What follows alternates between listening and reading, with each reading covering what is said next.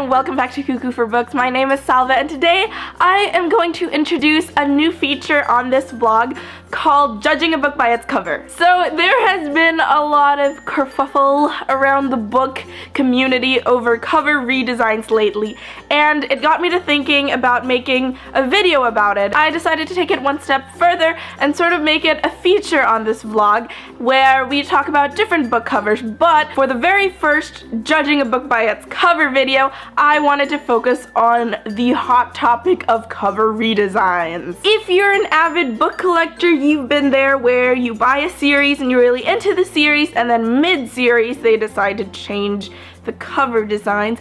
And if you're a neat freak like me and a perfectionist, you're mad because suddenly your covers don't match up. So there have been some redesigns that I feel have been for the better, or they've improved, you know, how people judge the series and it embodies the story more. And there have been some kind of meh ones where, you know, it's not ugly, but you know, it wasn't my favorite and I preferred the old covers. This is pretty much implied, but these opinions are mine. This isn't an attack towards the publishing house or the authors or the marketing department. This is all in good fun. So if you're gonna hate, pick up your bucket of hate and take it somewhere else, because this is not the place for it. Okay? Okay. Let's start with a really good cover redesign, and it's the Throne of Glass series by Sarah J. Maas. Now, the first Sarah J. Maas book I got was the first Throne of Glass. It was this cover of a girl, and she was just a generic book cover model, and she didn't really embody how kick-ass Alana was. Thank goodness they decided to redesign the covers into this much more kick-ass, look at that, sort of animated, cartoonish Selena who's got knives, and instead of that girl who's doing this, and instead it's like hair flowing in the wind with knives, and it just so much more captures, you know, what the story is about. It just looks a lot cooler, man, and that was one of the great redesigns. Next up is a redesign you might disagree with me on. I know a lot of people love the redesigns. These are the Stephanie Perkins novels. I really loved the first one. Look how cute it is.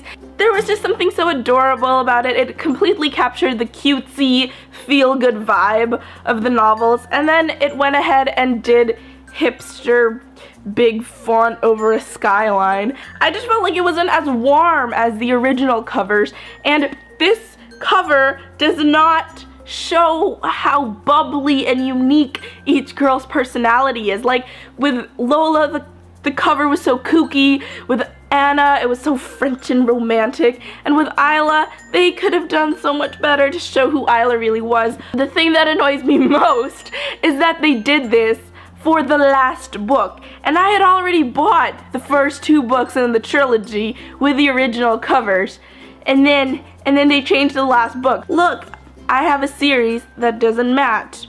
Why? Oh, what a surprise. Salva has managed to sneak in a Tamora Pierce novel. This time it's not on such a good note because I would rank these redesigns as ugly. Like, and it's not just me, like everyone in the Tortel fandom agrees that this is an ugly ass redesign. I don't even understand why they did this, but okay. So the thing with Tamora Pierce books, they've been around for quite a while, but there have been so many redesigns, so many different editions of it, that it's hard to pick original versus latest because they're always coming out with new designs. I personally don't even have the original covers. This is an example of one of Tamora Pierce's novels. This is from the Alana series, and look how cool and medieval it is. You've got swords, and you've got a very masculine looking Alana. Remember that, a masculine looking Alana, because that's who she is. And look, borders, and it looks like one of those medieval paintings, and look, so pretty, right?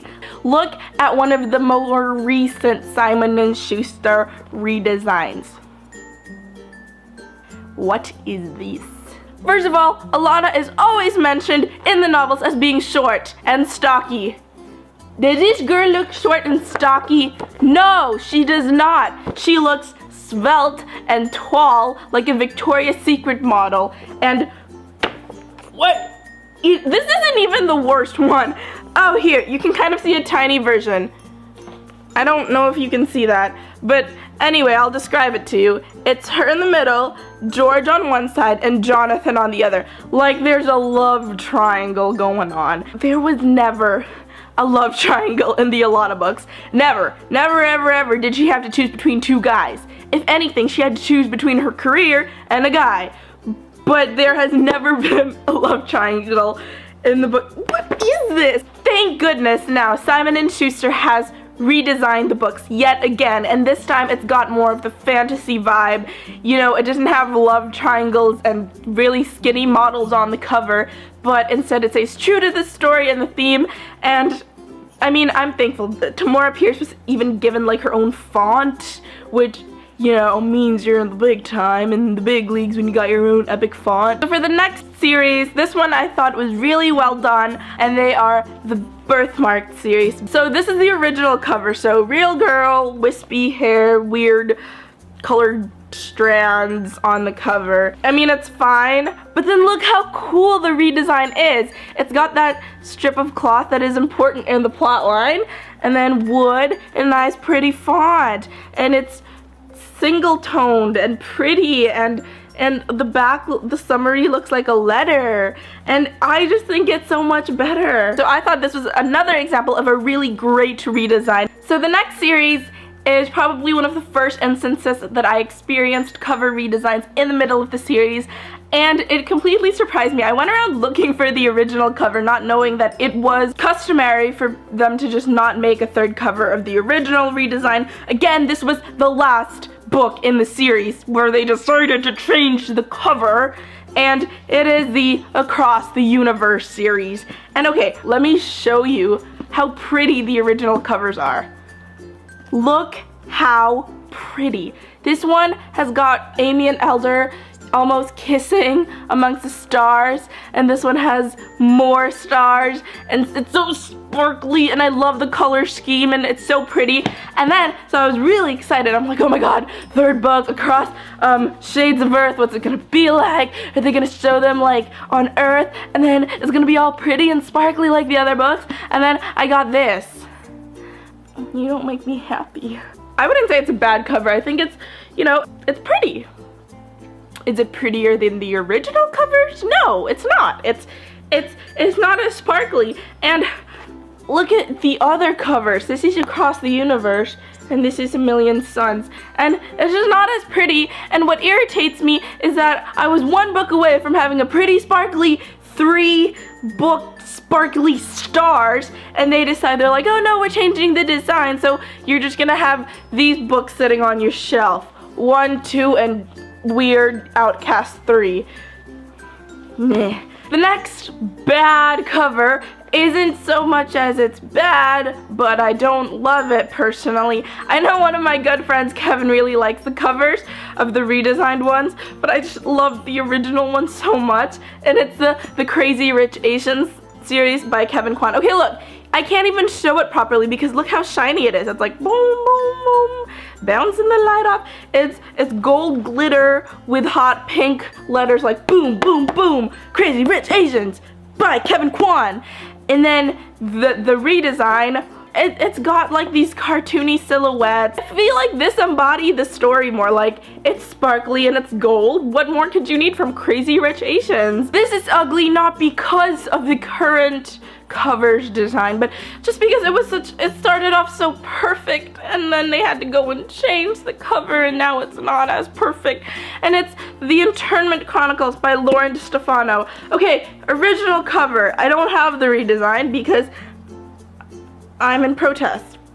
But look, it's got those pretty like white sketches of trees, and then look inside. Sparkles. Sparkly constellations, and then they changed it to this really basic black cover that I don't understand why there's this tattoo on it. I'm trying so hard to understand the concept of, was there a bird on the first one? Like, it was so hipster, and it just made me so sad. Instead of pretty sparkly things, and then they made it all hipster and black, and it was just so sad, and I don't want I don't want to buy it, but at the same time I have to know the story because it's a good story, but the cover makes me so sad. This is another redesign that made me really mad because the first cover was perfection, but the pro of this is that they changed it right after the first book, like the Internment Chronicles, and it is the Delirium series by Lauren Oliver. The original cover is so rare right now, like I could never see it in a bookstore, unlike other series. And what gets my goat is that I lent it, the cover, to a friend, and then she lost it. She lost my original book. And so now I don't even have a copy of the really pretty novel that I'm trying to tell you guys about. It was blue, and then the letters Delirium was stated like that, and the font was made up of pieces of a girl's face, and then you opened it, and then her entire face was seen. And oh, it was just such a good book. Does this tell you anything about the story other than it's a pretty girl with leaves on the side? No, it doesn't tell you anything about the story. You know what told you about the story was the font with parts of a girl's face that was trying to say that she only had parts of herself revealed to the world. But if you get to know her and look beyond that, you get to see the real her and get to see all of her. That's what told you about the story, not leaves and half a face. No! And because I wanted to end this video on a high note instead of screaming at the camera, I will do a very good redesign for the last one. I don't have the redesign right now because maybe I'll ask for it for Christmas, but I thought that not only were the redesigns really good, but the illustrated version was really good. And of course, I am talking about none other than Harry Potter, the Harry Potter series. Of course, there was nothing wrong with the gorgeous original art. I mean, as much as you were waiting for each book each year, you know you were kind of also looking forward to the illustrations on the cover and per chapter to see what kind of beautiful art there would be next. But it's been 10 or 20, has it been 20 years since the release of the first one? So it just made sense for them to come up with an illustrated version and a redesign. What I really love about the redesigns, from what I see in the bookstore, is that when you put it all together, it makes the castle. It was a good redesign. I feel like they put effort and they thought about it and they understood who their audience was, and that was just well done. And that is it for the very first Judging a Book by its Cover video. I hope you guys liked it. If you want me to do more of these videos, leave a comment down below. Click like. Don't forget to subscribe. You can follow me on Twitter and Instagram, both at Cuckoo for Books, and I will see you guys next time. Bye guys!